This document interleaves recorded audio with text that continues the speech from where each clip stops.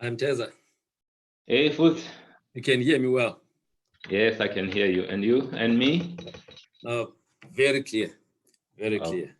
Okay. Now I'm ready. We have just about 3 minutes before we start. So, okay. Yeah, you can meditate. I'll meditate. Okay, good. All right, good. So.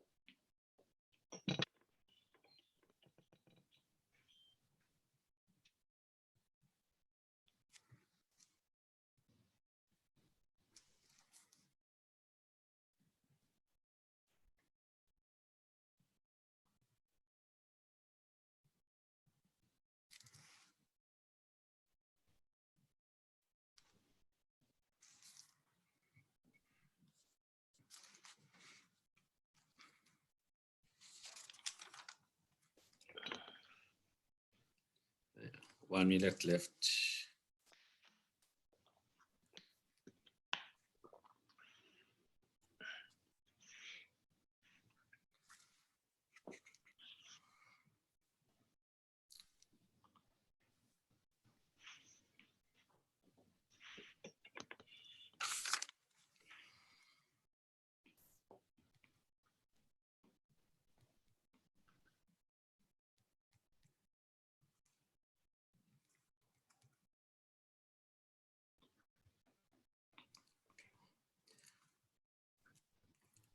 Good day, ladies and gentlemen who have joined us for this interview through various social media platforms, that is Facebook, YouTube, and the Dr. Fundi digital health platform, locally and internationally.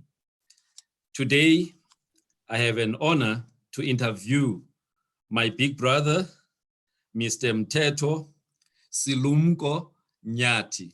Silumko means the wise one. He is the group CEO of Altron, a JSE-listed South African company that has been in existence for over 40 years. The company, over these years, has been one of the top companies in South Africa. In the last 10 years or so, it had some challenges. And about 3 years ago, the company went through some changes in its ownership and also in the leadership.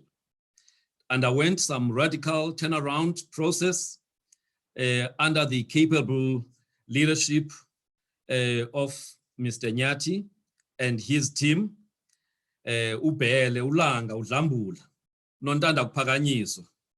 Ulanga lokulunga akumnyama xa ekhona. So he has been leading that transformation of the organization from a non-performing organization to a highly performing organization, to a point where the fortunes of the group have turned around. Their shares in the JSE have been the best performing shares in the technology sector for 2 years running. The company is growing from strength to strength. And whilst we were busy with the lockdown, they actually announced that they will be listing their UK business on the London Stock Exchange. Something that shows confidence, in the future of the organization. So Mteza, welcome to the Dr. Fundi Health Digital Platform. Your leadership track record of turning around sick companies, you've done it at IBM, you've done it at Microsoft, you've done it at MTN South Africa, and you've just done it also at Altron. So we could not have chosen a better corporate business leader to help us, to understand the impact of this COVID-19 on large businesses. So welcome, and thank you for giving us your time. Thank you so much, Doc. I really do appreciate those kind words. But I must say that, you can say all of that, but I think there's a nepotism in all of this. I think your assessment is clouded by the close relationship. Well, but I thank you so much for bringing me in here. I'm very, very proud of what you have just done. The yes. platform that we have created, it is something that I'm sitting and watching, and I feel that you are living your life, you're living your mission, and you're doing what you came to this world to do. I truly appreciate you continuing to do this work that you are doing. Thank you very much, Puti. Thank you very much. Now, just to kickstart our discussions then, the topic is really about the impact of COVID-19 on businesses. But before we get to that, I think let's deal with one fundamental issue. It seems like here in South Africa, the role of business or the role of capitalism or the role of market economy, not everybody actually has bought into that to say, this is the role that business should play. This is the kind of economy we should have. It should be a mixed economy. It should be a capitalist economy. There's still many people who believe socialism and other forms of of economy are actually what South Africa needs, to an extent that privately there's some people who are actually saying the fall of businesses as a result of COVID-19 may actually be presenting an opportunity for the death of capitalism and an emergence of something else. So I think, can you just, share your thoughts around this matter? Do you think business has a role in South Africa? Capitalism has a role in South Africa, or we should celebrate, whatever negative that will come out of this because it will bring a new way of doing business? Wow, that what a way to start. But I think it's a good way to start because we can proceed with thinking that we are all operating from the same understanding, that we all embracing business. And I think your observations are actually quite correct, Fundi. Your observations are correct, and this is something that I believe is uniquely South African. And it's limited also, I cannot generalize about South Africa, it's largely a Black South African view, where there is a strong feeling that that business has no role to play in terms of society. In fact, capitalism is something that we should fight and destroy. I think that view, it concerns me, and me and you come from the rural areas in the Eastern Cape. Our mother was an entrepreneur, and she was a businesswoman. We can see the impact that she had, both in terms of our own family and the community that she was serving. The role that that small business of hers had in terms of changing not just our lives in terms of the family, but broadly in terms of that society. If you multiply that throughout South Africa, we have more and more people doing things like that, guess where the society would be if we did not have taxes, taxes. Think about the number of people that are being employed by the taxi industry. Yes. A lot of people that are employed by the taxi industry. That is business. Yes. They are serving a purpose. They are addressing a societal problem where there's lack of transport coming from the townships, taking people to their places of work. And not just transport, a transport that is affordable. They are playing such a critical role. And yet we think that this thing should actually be destroyed. I've had a very sad comments being made about EdCon.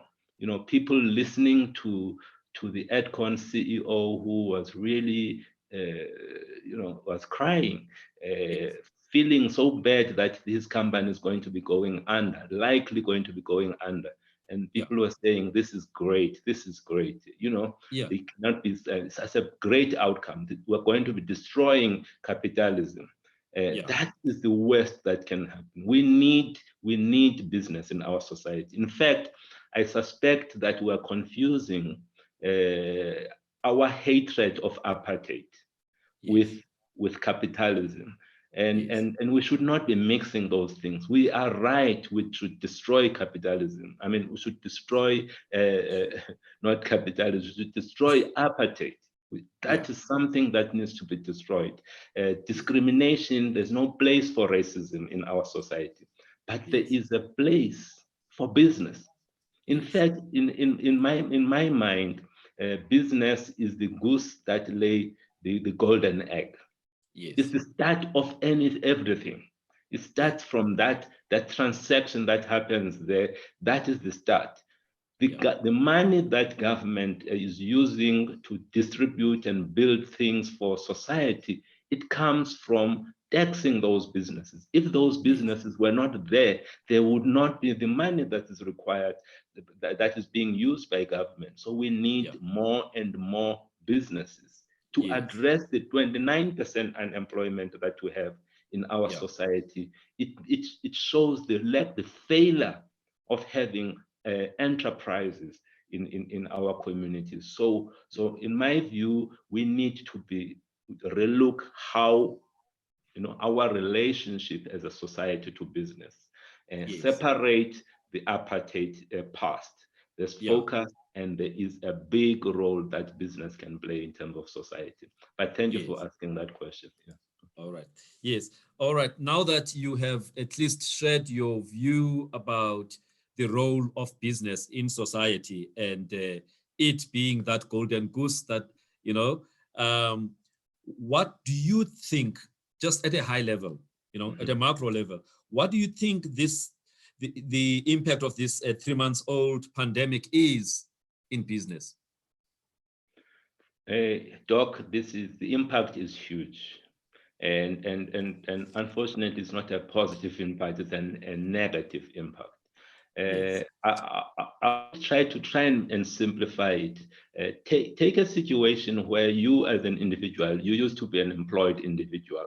And so you're getting on a monthly basis your salary, right? On a monthly basis, continue. And you've got expenses, you've got things that you are committed to. You pay your domestic, you pay for people like cleaning the pool, you pay for all of those things related to the education of your children.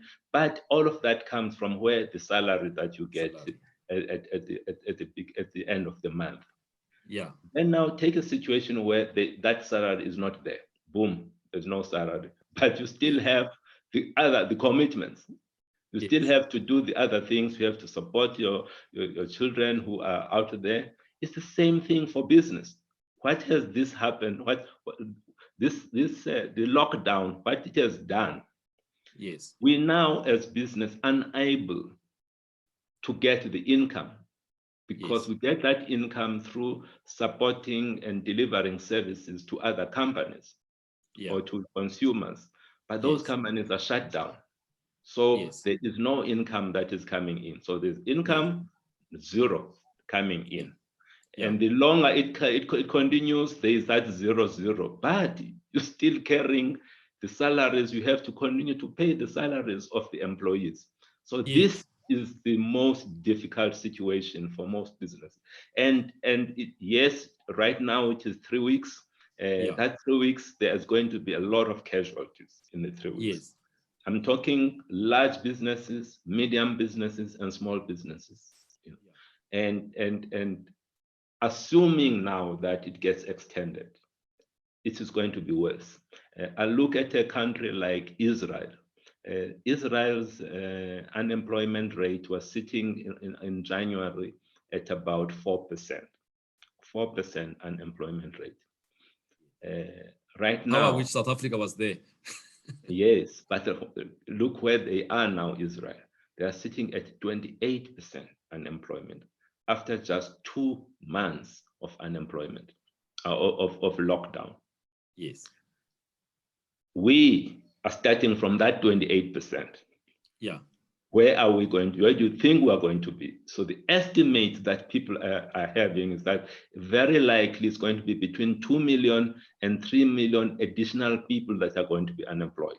And most of those people are employed in businesses, small, medium, and large businesses. This is the role that business plays in society, supporting all of those families, you know. And right now, that is being threatened. And that is the extent of this pandemic in terms of the business. Hugely negative. Yeah, sure. All right. Now, so you've just painted a picture now that is really worrying.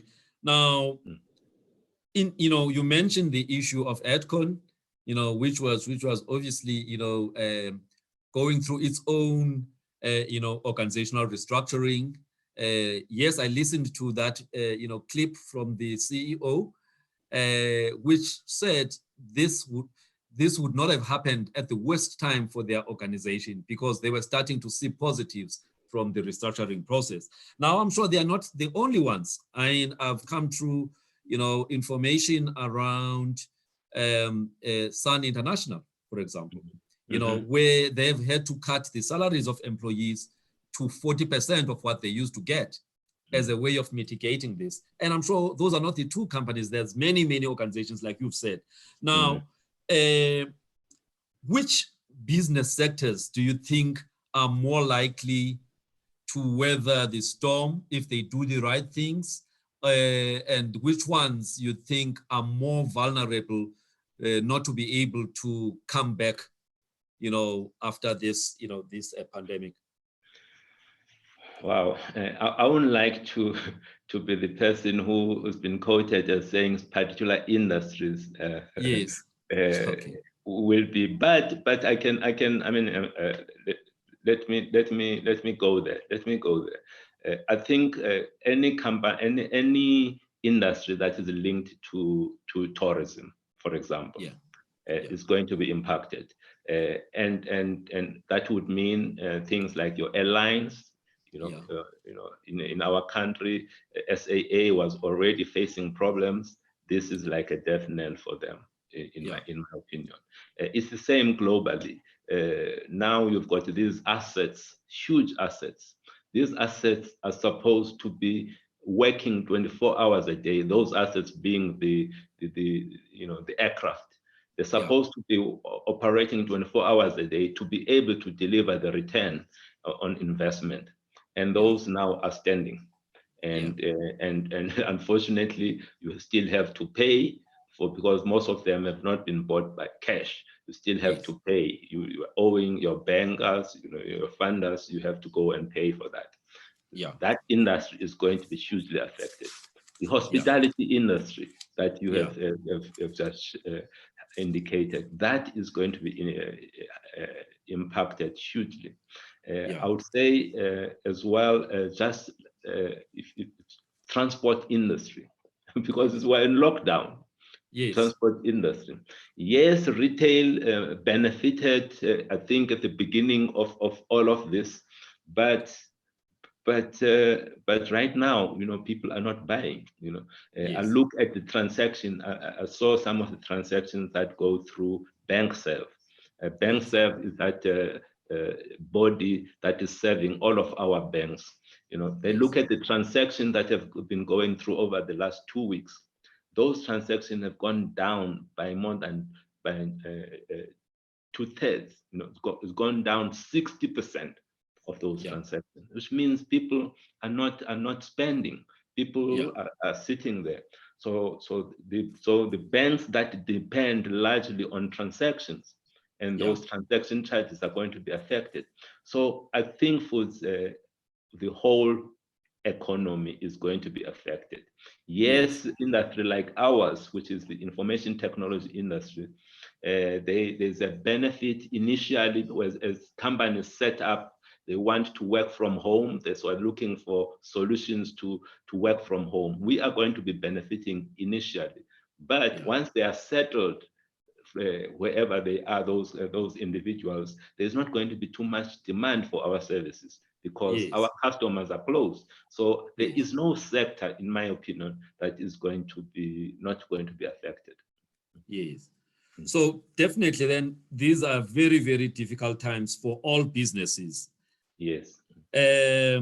Now, you know, you are a leader, and I'm sure as you are sitting at home and analyzing everything that is happening, there are some couple of scenarios that you guys have been looking at about, you know, I mean, there's a possibility that the lockdown could be extended maybe to June.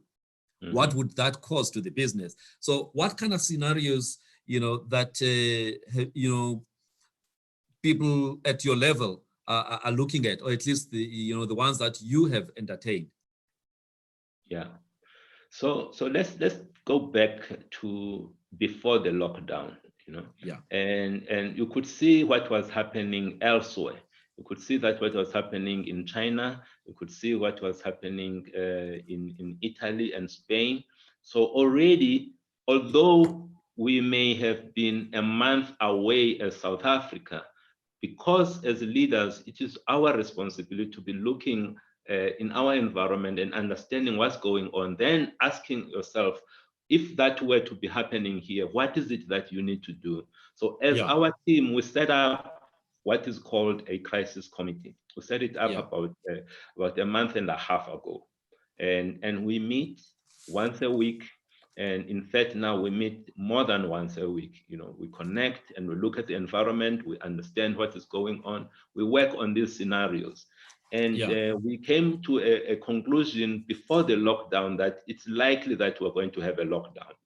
You know, it was not rocket science. We could see what was happening elsewhere. And then we said, look, let us start to implement policies that allow our employees to start working from home. That was about 2 weeks before the lockdown. So we started to encourage our employees to work from home and starting to test the technologies. Are the technologies able to do what they were expected to do, gaining those insights and working back and ironing out any problems that we could pick up. And when the lockdown happened, we're already in that motion. We're already working from home. Already said. It's going to be the same thing again here. You know, we have seen in many other countries that 3 weeks like Italy is not enough. 3 weeks is not enough. And so the best case scenario is the scenario where they lift the lockdown in 3 weeks. But that is a highly unlikely scenario. The most likely scenario is an extension of another 2 months. Whether we will take the bold step of going 2 months or we'll just add another month and then wait and then add another month, it's neither here or there, but it's likely going to be another 2 months of lockdown. So what that means is that how are we going to be addressing the issue of, because right now our employees are using their annual leave. Right? Within your organization. Within our organization, they're using annual leave, and we have contributed. We've decided, okay, out of the 21 days, there is really 13 working days. We will contribute 6.5 days as a company, and the employees another 6.5 days. But this is only applicable up to the end of the 21 days. Now we have to start thinking about beyond, assuming it goes beyond. You know. Yeah. And there are 4 things, Fundile, that we have chosen to use. These are the principles that we have chosen to use in order to come up with solutions. The first principle is we need to comply with the laws and the regulations of South Africa. Yes. That's non-negotiable, the first principle. The second principle is we put the safety and the well-being of our employees. Yes. Priority. The third one is about the sustainability of our company. Yes. We need to make sure that it's sustainable. You know, whatever we do, we must make sure that we emerge out of this thing still standing on our own 2 feet. Yeah. That may mean that we have to, you know, make some sacrifices. The various stakeholders that are working within the operation, within the company, have to make sacrifices. The last one is about the fairness. Whatever solution we come up with, it must be fair. Fair to our employees, fair to our investors, fair to our suppliers, fair to our customers. We have to balance all of that. There needs to be fairness. So those are the 4 things that we came up with.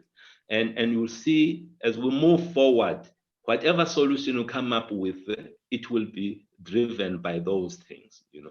And I cannot tell you what those solutions are going to be, but certainly these principles are going to be informing that. If we're taking pain, we must all take pain. It must not just be the company that is taking the pain. We must also make sure that whatever the thing that we need to protect is the company. The company has to survive, you know. Because the company is the one that is employing the 8,900 employees. If we protect that would, and we emerge out of this still intact, that would be the best outcome. So that is our priority. It may mean making sacrifices, but that is our priority. Yes. So now that you've already talked about, you know, your 4 principles, you know, in relation to all the stakeholders. Now, you know, yes, you've spoken about the employees. You've spoken about, you know, the investors or shareholders, your customers. You know, what leadership actions do you think can lessen the impact on your customers? And whilst at that, there's also, you know, funders.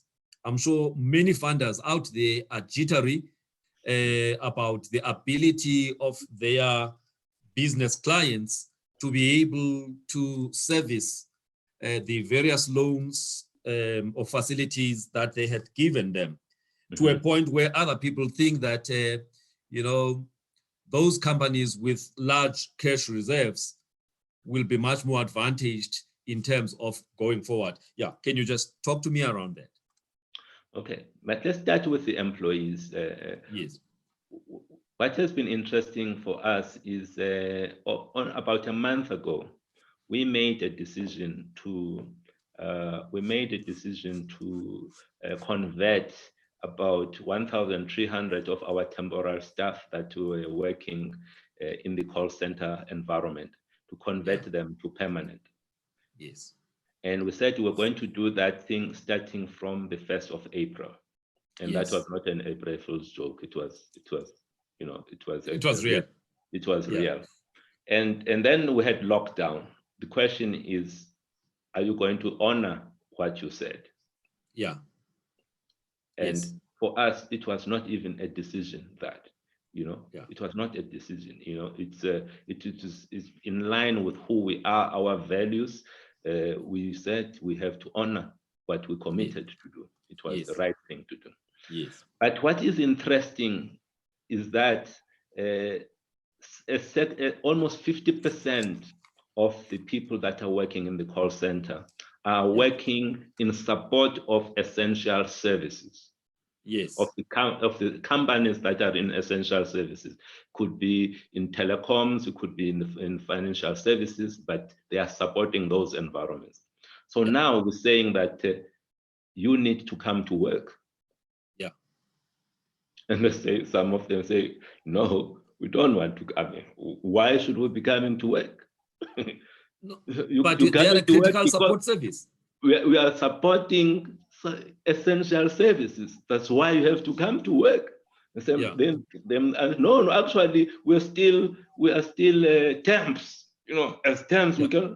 But hey, we have made a commitment to convert you. You can now no longer say, I'm using the temp thing to suit me because now I do not want to go to work. Yeah. So there are these situations, and then you start finding some of the people going to social media and Yeah. talking bad about the company. And this is the company we were trying to protect. Yeah. So that we can survive as a company. Yes. Survive and be able to do the kind of things that we're doing. So what I'm saying is that you continue to find these challenges in this environment, and you have to stay in line with your principles. Continue to be, you may appear to be hard, it does not matter. As long as staying on principle, you have to stay the course. So that's the one thing around the employees. You were asking about customers. All right, just before you, sorry, Okay. Mteza, before you get there, at times you may find a situation where employees who have an employment relationship with the employer, I mean, that relationship from the employment contract, the employee must make himself or herself available to provide his or her services, to the company. In return, the company has to remunerate that person for services rendered. That's at the basic level. Yes. Now, but there are times where you find that within that contract, employment relationship or employment contract, there are divergent interests, between the employer and the employee, and on the point you made just earlier on, about having to balance interest for all the stakeholders, because so have you, not necessarily with Altron, but in your work experience as a leader, come across situations where people are enjoying to get their salary, the security of their salary. However, their actions, their attitude is not in keeping with wanting to continue, to help this thing to grow. Yes.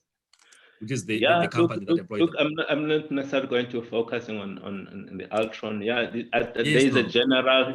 This thing is you can see it everywhere. I remember when I used to work for a telco, there was a situation like that.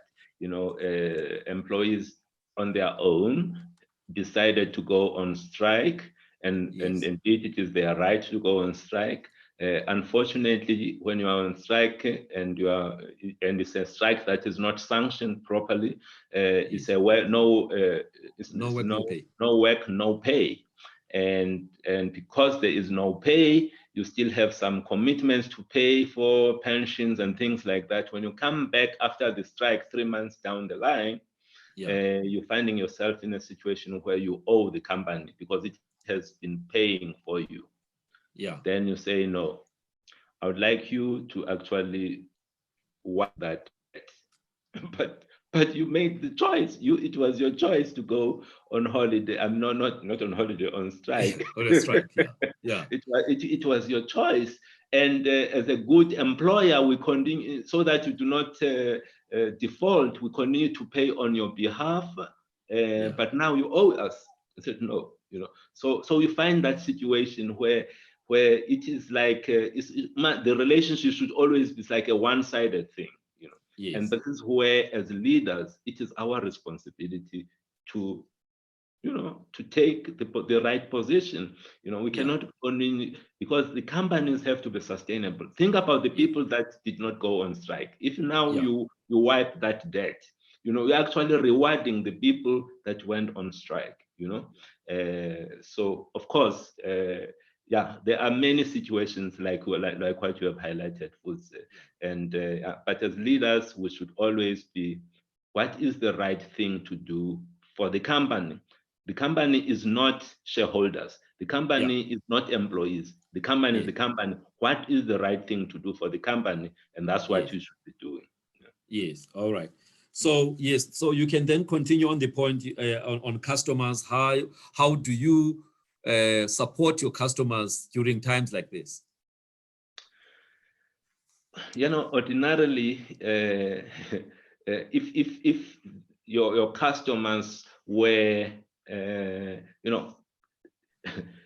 if you were yourself were not affected, we would go and provide your customers with the same kind of extending the terms. Instead of paying me in 30 days, I will extend the terms to 60 days or to 90 days. Those are some of the considerations one can make. And in fact, even now, although we are all experiencing this together with our customers, depending on your relationship with a specific customer, those are some of the levers that you can take to try and help a particular customer. If that customer is going through difficult times, because we are all in different positions. We right now, if this had happened about 3 years ago for Altron, it would have been a disaster, because the health of our business at that time was really, we were sick. We are much better now. We are a very strong company with a strong balance sheet. It doesn't mean that it can carry us forever, but because of that position, we need to see companies that are more or less like where we were 3 years ago, and start to approach things and support them, because we think we would like to continue to be that strategic partner to those customers. But at a time like this, cash is king. Yes. Cash is king. So what you do as a business is to make sure that you maximize that cash and you sit with cash. And it cannot be, yes, I've done it sitting as stock or sitting as accounts receivables from customers. So you need to be encouraging the same customers to pay you. Yes, now our terms were 30 days, please pay now. You cannot move it. You need to convert that, because you also need to make sure that you continue to exist as a company. You become sustainable. Cash is king. You also have to go back proactively to your funders. Because we've got overnight facilities. We've got, you must make sure that those facilities remain open for you. Because at times like this, what the banks usually do, they take away some of the facilities and move them to people that they consider, or customers they consider they need them the most. They may have given you a credit line, but because you have not been using it, then go and give it to somebody else. Proactively go back and protect those lines, because it's likely that you are going to need them at this time. If you cannot make some of your own payments with the funders, it is always a good practice to go have the engagement yourself. Proactive, don't wait for them. Explain and renegotiate the terms, and these are basic things, but sometimes we do not do these things, and we find ourselves in serious situation. So management of this cash management is critical. Now there's been a talk that corporate South Africa has been sitting and hoarding cash, not wanting to invest in South Africa because of whatever fears they have about the direction that the country is taking. Do you therefore think, now that you've just spoken about the fact that cash is king, do you think then that makes a number of South African companies that had been hoarding cash to be in a better position to weather this storm? There are things that people peddle out there, and those things are now taken as facts, when in reality there's no such a thing. Who would sit with cash when, if you can invest in something else, that thing would be able to give you better return? You would never do that. So there's no such a thing. But the fact that a lot of people are saying it does not make it something that is true. It is not there. Naturally, businesses want to grow. They Yes. want to grow. And if there are opportunities in South Africa, they will make the necessary investment. But of course, if there is uncertainty, which is really what has been the problem in our country, is the uncertainty around policies, the issues. We need to clarify the question of land. That needs to be clarified, whichever direction, but it needs to be clear. The whole thing around the spectrum, it needs to be sorted out. All of these key policies, the issue around travel, when you're looking at home affairs, do we need this certificate or don't we need it? Sorting those things out is so simple to do. It's something that we should just do, and we're not. And that, unfortunately, it creates a problem because you need to be looking at the long term as a business. That's what business people do, look at the long term. I make this investment, but I'm looking at over 10 years. But if there is uncertainty over that 10 years, it becomes difficult to make the investment, Yes. Yeah. And does not mean that you will then sit on cash. You will look at opportunities elsewhere, Elsewhere, and if Botswana is much more, there's clear policies there, or in Kenya, that's where you are going to be making the investment. You're not going to just sit with cash, Yeah. So basically, this is just one of those things that is being peddled that is a lie. That's basically what it is. A canard. Yes. All right. Now, Mteza, I know that as one of the top business leaders in South Africa, you participate in forums where government and business, they sit, they meet from time to time to try and look at how business could be part of a solution to a number of the national challenges.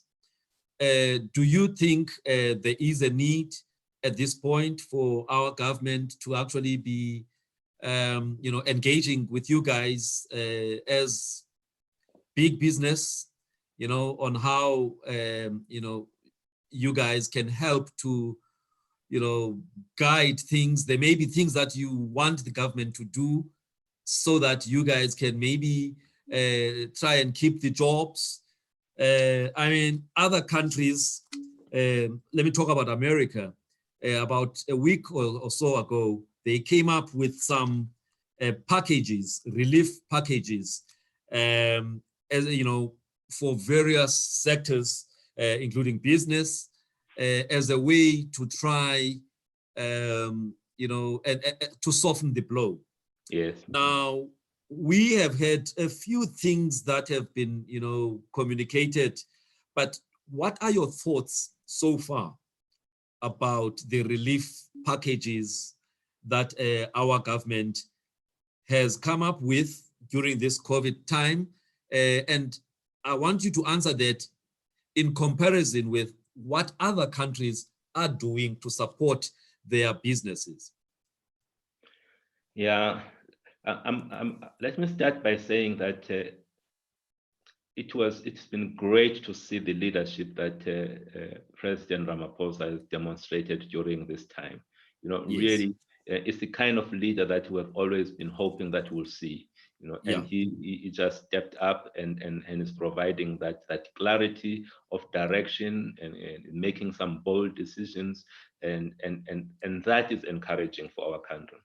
Because this is a crisis. But the other crisis that is following this crisis is going to be the economic crisis. If we can just use the same kind of focus, pulling the various stakeholders together to address that next crisis, I'm sure we're going to be able to weather the storm as a country. We have a leader that is able to make these decisions, and we need to just continue to support him. He has provided the leadership, and together with, of course, Dr. Zweli Mkhize, they have provided a great leadership in this area. And there's a lot. But your question is the relief, the packages. I look at a number of countries, Italy, look at Japan, look at Korea, look at the US now. US is spending 10% of its GDP as a relief package for the country. 10%, that is $2 trillion. Yeah. The other countries are spending on average about 4.5 to 5% of the GDP. Yes. We are spending 0. We are just spending 0.8%. Yes. Yeah. So it is nowhere. But of course, it is a reflection. This is a reflection of the state of our country because we just don't have the money. Yes. Now we can start to understand, the consequences of what happened over the last 9 years. We are living through the consequences of the last 9 years. Some people call it wasted years.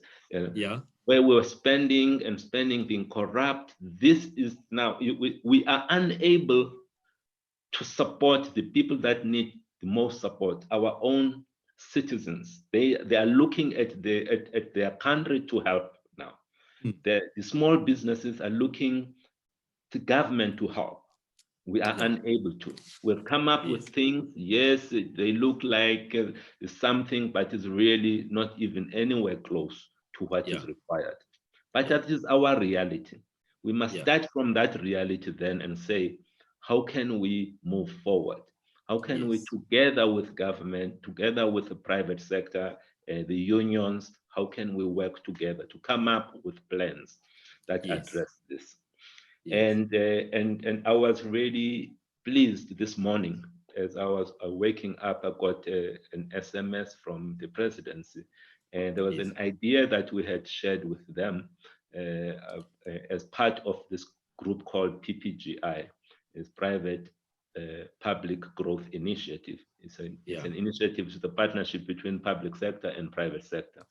And they were telling me that, hey, we would like to take you on that idea of yours, and can we connect by Monday and do and see how to drive this idea? What is the idea? The idea is we as a country are sitting with a lot of information that is sitting in a paper format. Think of hospitals. The health records there. Stacks and stacks and stacks of information in paper format. How do you retrieve that information quickly? You can't, So because it's sitting in paper. It's the same thing if you go to our courts. The information is still sitting in that format. The same way you go to the municipalities. We need to have a massive digitization of our information, whether it's in the police, in the courts, in the hospitals, anywhere, clinics, a massive digitization of our information. So you go back to how the National Party addressed the issue of building, Afrikaner companies. What they did, they looked at the need and they created companies that can go and address a specific need of that time. And then created these entities, supported them from government, and over time, these entities become independent. So what is being thought of now is say, why don't we set up largely Black-owned companies who are going to do something very basic initially, to digitize by region, by town, by Dorpi, set up an entity, employ as many young people as possible. All that you do is to digitize, digitize, scan, do this, create it, make sure that it's irretrievable. When we emerge out of that exercise in 2 to 3 years of that extensive exercise, we will be having companies that would have created, starting from that digitization process, that can branch on to go and do other things. They can start to use that information that is sitting there and create other services, you know. Yeah. So in the process, we would have already addressed significantly the unemployment, you know, keeping people occupied, you know. So what I'm saying, Fundile, is that I am pleased to hear that the government is welcoming any kind of idea to try and see how can we reduce this massive unemployment that we're going to be facing, because the predictions are 2 to 3 million people are going to be unemployed, over and above the number of people that are employed today. So we need to find solutions to that. And government, I mean, for them to be reaching out, this is great. You know, we need to do more and more of that. And we are certainly going to be helping them and shaping this idea and to see how we can make it a great idea, and that will, at the end of the day, can create a significant number of businesses, you know, IT-related businesses. Yes, and I guess it goes beyond the IT sector. That kind of thinking, you know, of solving national problems. You know, I mean, we have at a basic level in small towns and cities some of the dirtiest, you know, towns that need to be cleaned. You know, our hometown, Umtata, is one of the worst. I'm sure it's a champion when it comes to the dirtiest town in this country. You know, so you've got a lot of work, you know, to solve real problems, you know, that we have in the country. And so basically what you are saying is thinking out of the box, finding solutions to problems that afflict our nation. And in so doing, you know, absorbing the high unemployment rate, you know, the high unemployment. Now, we've been talking largely around big business in Mteza, but let's just for a moment look at, you know, from an entrepreneurial point of view, what do you think should be happening, you know, to try and stimulate or facilitate the growth of those, you know, small businesses that one day will grow and become big businesses? You know, there's been a complaint that in South Africa we talk and say the future is with small business and entrepreneurship and stuff, but in reality, there's quite a lot of challenges that those kind of people who are brave enough to go that way, the kind of experiences that that make it very difficult for them to do that. So just your thoughts around the role of entrepreneurship. How can you know, the environment be improved so that more and more people can employ themselves? Maybe let me start with a good example of the taxi industry. These are, again, they are providing a very important service for the people of South Africa. There's in terms of the regulation, they were required to only carry about half, maybe 60% of the capacity of the taxi. About 50. 50%. This is the same. I mean, if you think about it, it's the same like a plane. For a plane to be able to make any money, it needs to be at least sitting at about 80% capacity. The same as the hotel industry, you need to have an occupancy rate of about 80% to be to just you know, break even. It's the same here, you know. So if you're coming up with a regulation that is saying you can only carry 50%, I understand the problem that we're trying to solve, but you say you can only carry. So basically, I'm going to be driving this taxi around and making losses, basically. That's what you're saying. And who would want that? It does not make sense. It does not make any business sense, you know. Unless you increase the price. Yes, I can carry half the people at double the price, then I'm good with that, you know. So what is behind my example? My example shows that we say one thing, but we lack the understanding, You know, we say, yes, we're trying to support small business. Taxes are small businesses. But when we come up with things that are working against that, actually killing that industry. You know? Yeah. So just we need to have people that are in those that have got at least a better appreciation of business. That's something that is important. Yeah. I think what we can do is it's not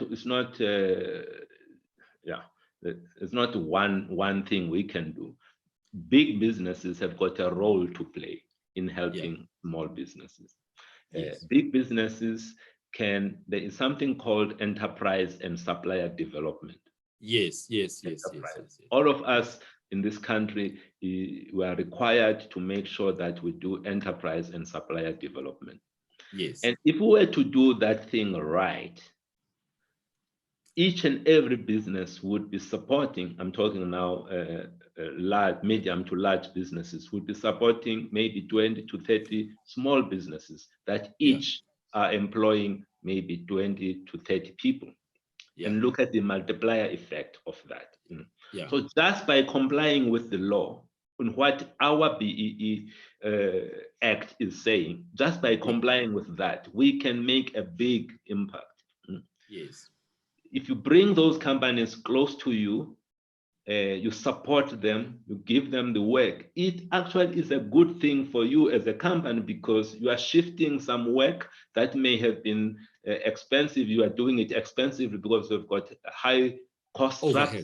Yeah, you are moving it to somebody who's got much lower overheads. So it's actually a win-win for both parties. So just by doing what we're being asked to do by government, we can go a long way to supporting. So my view is that just looking at the lever that we have, let's not go and create something new. Let's just use the thing that we have to support small businesses. Yes. Okay. No, thank you very much, Mteza. As we are going towards wrapping up our interview, this morning on your Facebook page, you proudly shared a video by some of your technical or engineers from Durban. And it sounded like it touched you. Can you just tell us about that? Because I think at this time, we also need to just look at the positives. There are positives, you know, and yes, we are all worried about the big problem, but we need to also share some of the positives. And when I looked at that, I thought, this is nice. So just take us into your confidence. What touched your heart with that video? So there are a number of things that touched me on that video. Here you have people that a significant number of our employees, they are on forced leave. So they are basically sitting at home, you know, on forced leave. So that's where most people would love to be there, you know, instead of working. So here you have people that are supporting essential services. They're supporting the retail. They're supporting, you know, fixing all of the ATMs across the country. They're supporting telecoms companies. These are the engineers that are fixing things, you know, making sure that the economy continues to go. And instead of complaining, they decided to do this video showing themselves how proud they are to be supporting their country during this time of need. And what touched me the most, though, is the fact that they connected the work that they do to our values as a company. In many companies, values, it just means nothing. It's those things that stay up there on the wall. And they are not lived. Nobody lives those values in many companies. Here you have people that connect to those values and out of their own initiative and say, look at what you are doing and how it talks to our values. We are happy to be living our values, to be supporting, being passionate on terms of supporting our customers. That said a lot. It said a lot about our leaders, our managers in the business. The fact that they've rolled down these values, they are living these values, and those values make sense to our employees. You know, they are happy to be sharing them. And there's a tagline of ours which says, there when it matters. They are saying, look at what we are doing. We are there when our customers need us. We are Yeah. there. Yeah. With all of the sacrifices, we are there. Yeah. And to me, that was like, wow, this is great. This is great Yeah. to be hearing. You know, it's not a marketing exercise that was done by Zipporah and her team. No, it's Yeah. something that came directly from the ground on their Yeah. own. You know, Yeah. and that is great. That's what you want. You know. Yes. Yeah. Okay. Yeah. Now, just you know, you mentioned the lost 9 years, you know, earlier on.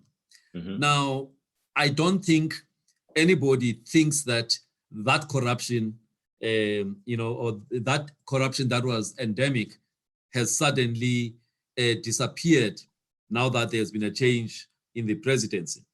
All right. I'm sure at various levels, you know, and by the way, corruption is not only within government, Yeah. you know, within the private sector as well. There's a lot of corruption. They may call it different things, you know, creative accounting and all of those kind of things, you know. So as we are struggling as a country now, looking at how to move forward, what do you think, you know, I mean, the dealing with corruption decisively so that we don't lose more money going forward that we really need as a country to build our country going forward. Just your thoughts around the issue of corruption and the lack of ethics, obviously, behind all of that. I mean, there's a lot of me first, my family first type of thinking, and very little about, you know, the citizens of this country and the economy of our country and making sure that our country works. I think if we look at us now, when I'm saying us, it's the middle class, you know, Yeah. the people that are running these companies, was in middle management in these companies. It's actually us who are enabling all of this corruption. You know, Yeah. we really do need to be asking ourselves, what is our role? You know, Yeah. are we going to let this country down by continuing to facilitate this corruption? Yeah. Or are we going to, this is a great opportunity. Now we've got a new president, a new direction. What can you do as an individual in your area of responsibility? Forget about what other people, you know, maybe some of the actions that you were taking. How can you change? Why don't you change? If you are aware of certain people doing certain things, why don't you report those people? Because we are doing this thing for our country. We cannot afford to have this country failing. Yeah. It would be a failed state. South Africa, a failed state. It is not something that we want, you know. Yeah. But it starts with each and every one of us as individuals. So that's the first thing. Look at Yeah. yourself. What is Yeah. it that you are doing to try and address this problem? The Yeah. second is, let us strengthen these institutions.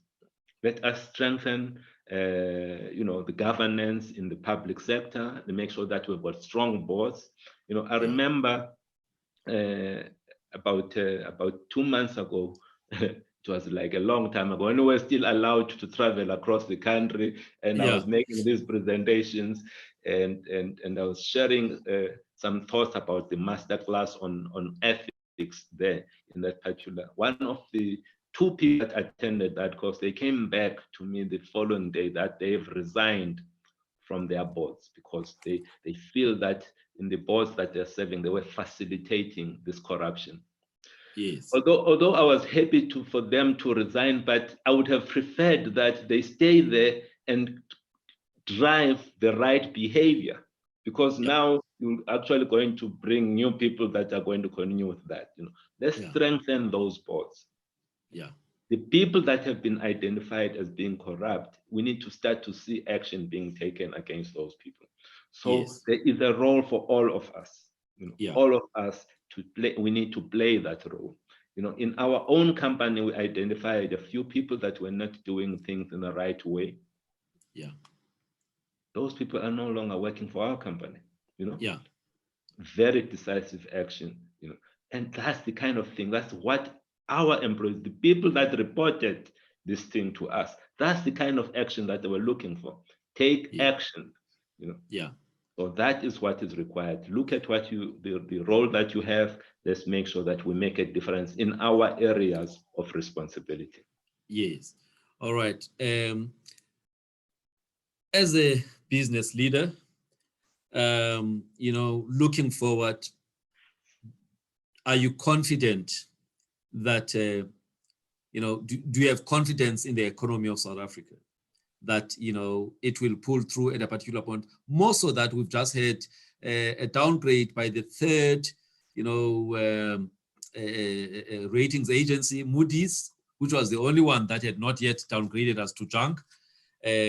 Others have just further downgraded us. But just looking at, going forward, what do you think, those downgrades are going to do to the country? Do you have confidence that we will bounce back as a country, economically speaking?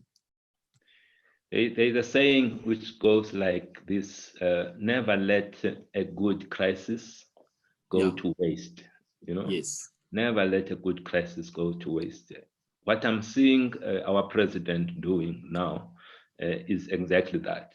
There is a crisis around coronavirus.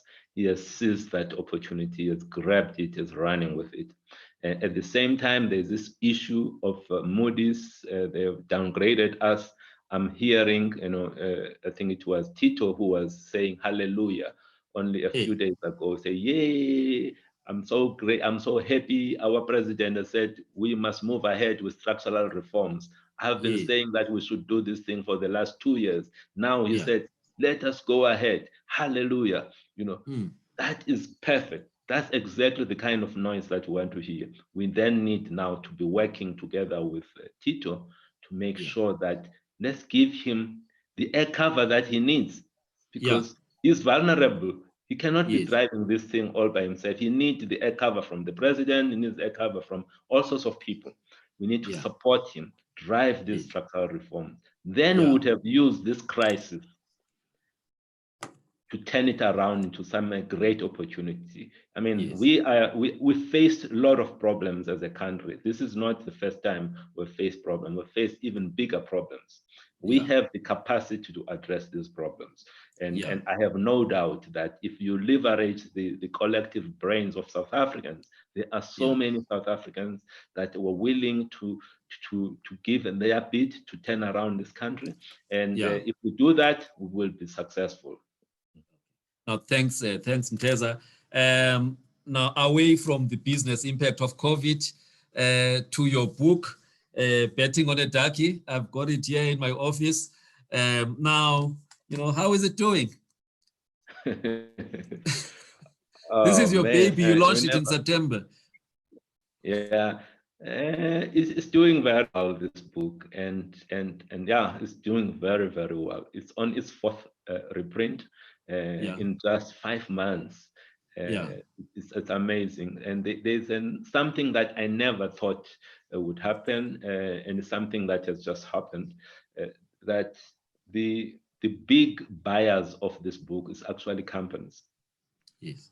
It's not individuals. It's people, it's companies. They're buying for their employees, and there's a lot of engagement that they ask me to then do afterwards, to go and have sessions with those employees, and it's shifting the discussion.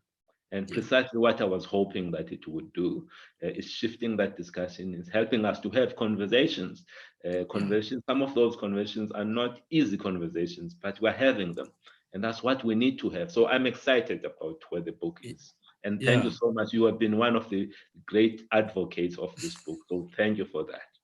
It's always great to have a brother that is an extrovert, that is doing all of the marketing. I just benefit from the marketing. Thank you so much. And how many Gregs have you met? There's a Greg there in the book. How many Gregs have you met as you are going around the country? Look, those people have decided to hide. Because I'm one of those people who just happen to just say things as they are, and it's uncomfortable for the Gregs of this world. So those people have decided to run away. or they Okay. just become converts, which Yeah. is what we want. We don't need a racist country. We Yeah. need an environment that embraces diversity. We need all Yeah. of us to make this Yes. country, this beautiful country of ours. Yes. Now, on that note, Teresa, I want to thank you. It's been a very enlightening, kind of discussion on a wide range of issues that are business related and even beyond. So I want to thank you for the time you've given me, because I know you are quite a busy man. I have to make an appointment to come and see you. So, so thank you for giving me so much of your time, and thank you to the viewers of my new platform. We will continue to invite people of Mthethwa's caliber to come and share ideas on various issues. Obviously, being a healthcare person, I'm looking at things from a healthcare point of view, but not just talking about the germ and how you prevent it and stuff, but also any issue that touches on health matters. So I thank you for listening to this interview. I hope you have enjoyed it. I enjoyed, listening to my big brother. Yeah, this is not the last time we invite him, but he mentioned the issue of nepotism. I don't think nepotism is really nepotism if somebody is invited on merit. Yeah, but anyway, let's leave it there. Mtheza, thank you very much, and thank you to Mazozo and to Anda at home. I'm sure they are also watching and listening, and thank you to everyone. Thank you, Futs. Goodbye. Thank you so much. Bye. All right, bye.